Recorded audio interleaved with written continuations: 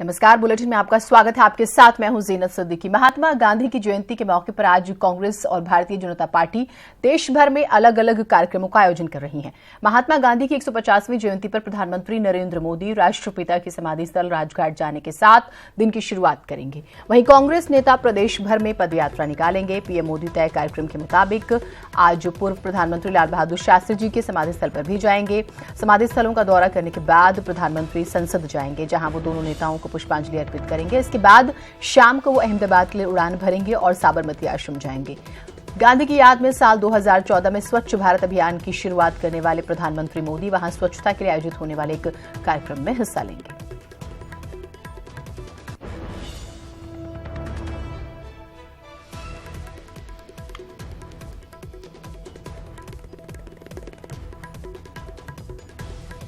तो महात्मा गांधी की 150वीं जयंती का हम जिक्र कर रहे हैं। 2 अक्टूबर 1869 को उनका जन्म हुआ और सिर्फ भारत ही नहीं, अंतर्राष्ट्रीय फलक पर जो है बापू की उपलब्धियों का जिक्र होता है, उनकी पर्सनालिटी का। और लाल बहादुर शास्त्री जी, उनका भी आज जन्मदिन है। जय जवान जय किसान, बेहद ही साधारण नेता, जमीन से जुड़ा हुआ और बहुत ज्यादा लोकप्रिय। तस्वीरें आपको हम राजघाट की दिखा रहे हैं क्योंकि यहाँ पर तमाम नेता जो हैं पहुंचे। खासतौर से जो है देखिए, कांग्रेस पार्टी पदयात्रा के जरिए जो है बापू को याद कर रही है, तो वहीं बीजेपी का हमने जिक्र किया, पूरे कार्यक्रम से आपको रूबरू कराया। राजघाट, बापू की यहाँ पर समाधि।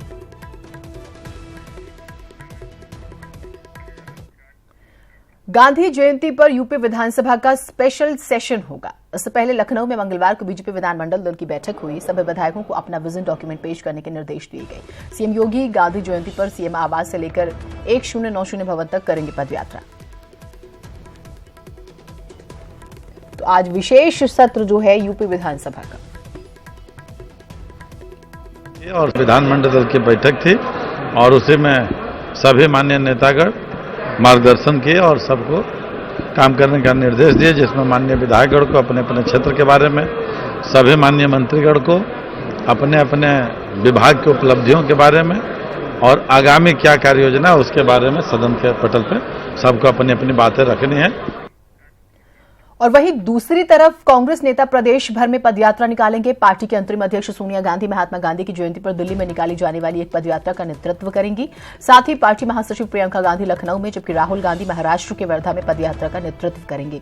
सोनिया गांधी दीनदयाल उपाध्याय मार्ग पर मौजूद दिल्ली प्रदेश कांग्रेस कमेटी मुख्यालय से राजघाट तक मार्च करेंगी, जो लगभग 3 किलोमीटर का रास्ता है। सभी पदाधिकारी और नेता गांधीवादी विचारधारा को उजागर करने के लिए इस पदयात्रा में हिस्सा लेंगे। कांग्रेस ने उस समय कार्यक्रम आयोजित करने का फैसला लिया है जब मोदी सरकार महात्मा गांधी की विरासत पर दावा करने के लिए जोरदार प्रयास कर रही है।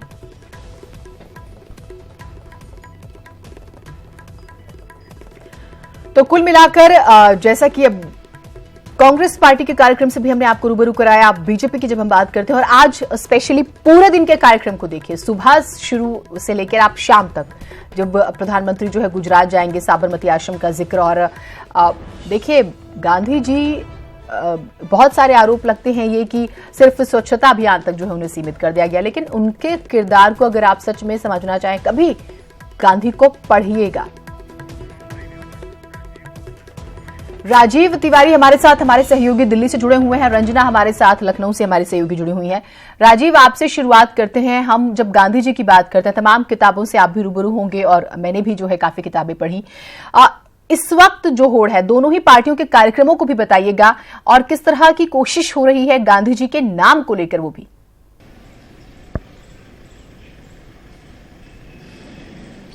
बिल्कुल, अगर मैं बात करूं, इस समय मैं राजघाट पे हूं और मैं दिखाना चाहूंगा कि किस तरह से जगह जगह बैरिकेडिंग किया गया है। 7:20 पर यहाँ पे प्रधानमंत्री नरेंद्र मोदी पहुँचेंगे और राष्ट्रपिता महात्मा गांधी को नमन करेंगे। उसके बाद जो है वह विजय घाट जाएंगे, जहाँ पे लाल बहादुर शास्त्री को नमन करेंगे। 2 अक्टूबर का दिन जो है भारतीय इतिहास में बहुत ही महत्वपूर्ण जगह रखता है, क्योंकि आज 2 महान नेताओं का जन्म हुआ था। एक महात्मा गांधी की बात कीजिए और लाल बहादुर शास्त्री की बात कीजिए। तो अगर महात्मा गांधी की बात की जाए तो महात्मा गांधी के जन्मदिन पे जो है प्रधानमंत्री बहुत ज़्यादा एक्टिव रहते हैं। आपको याद होगा जब 2014 में पहली बार नरेंद्र मोदी जी प्रधानमंत्री बने तो महात्मा गांधी के जयंती पे ही उन्होंने जो है स्वच्छता अभियान का एक बिगुल बजाया था पूरे देश में, और पूरी तरह से पूरे आम जनता जो है इस पर चलने लगी थी। और उसी स्वच्छता अभियान के तहत लगातार तमाम जो कहा जा सकता है बड़े लोग हैं, खास करके जो प्रबुद्ध लोग हैं, वह लोग बढ़ चढ़ के हिस्सा लिए और पूरी तरह से जो है इसको मुख्य धारा में लाया गया। और आज जो है प्रधानमंत्री का जो शेड्यूल है यहाँ पे 7:20 पे पहुंचेंगे। उसके बाद फिर जो है प्रधानमंत्री जो है हर साल जो 2 अक्टूबर को अपने हाथ में झाड़ू लगा लेकर के कहीं ना कहीं जो है जाते हैं। मतलब उस स्थान को चिन्हित नहीं किया जाता है, अचानक किसी स्थान पर पहुंचते हैं, वहाँ पे हाथ में झाड़ू लेकर सफाई अभियान को एक गति देते हैं। तो इससे उम्मीद है कि प्रधानमंत्री जब यहाँ से निकलेंगे, चूंकि यहाँ पे 7:20 पे पहुंचेंगे, उसके बाद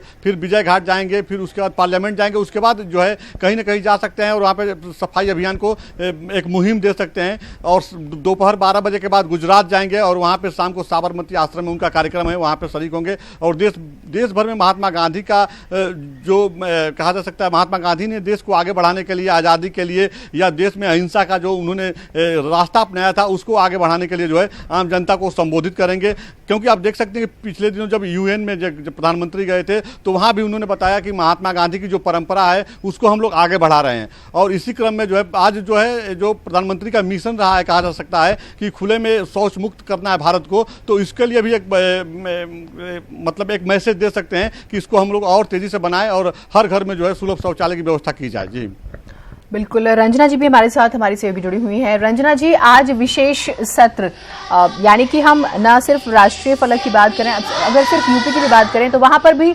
किस तरह का कार्यक्रम है, क्या कुछ कोशिशें हैं सरकार की?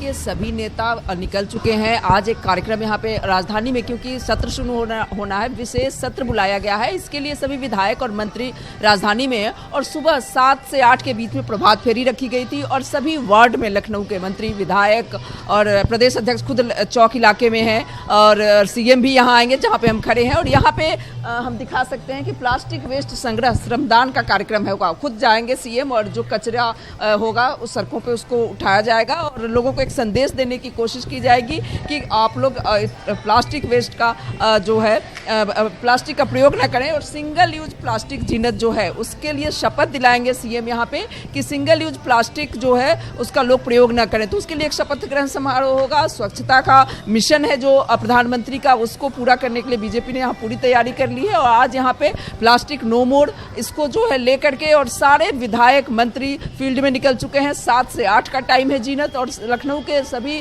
वार्डों में वो लोग घूम रहे हैं। तो इस तरह से देखा जाए तो बीजेपी ने एक बड़ी तैयारी की है और मुख्यमंत्री जब यहाँ का कार्यक्रम खत्म होगा, शपथ ग्रहण लोगों को करा लेंगे, शपथ दिला लेंगे, उसके बाद वो जाएंगे गांधी प्रतिमा पे माल्यार्पण करेंगे। 9:45 का उनका टाइम रखा गया है। फिर वो गांधी आश्रम जाएंगे 10 बजे और नेक्सी जाएंगे क्योंकि वहाँ लाल बहादुर शास्त्री की प्रतिमा है, भारत के पूर्व प्रधानमंत्री, उनका भी जन्मदिन है आज, तो उनको भी माल्यार्पण करेंगे। तो इस तरह से देखा जाए तो बीजेपी ने एक बड़ी तैयारी की है संगठन के तौर पे भी और सरकार के तौर पे भी।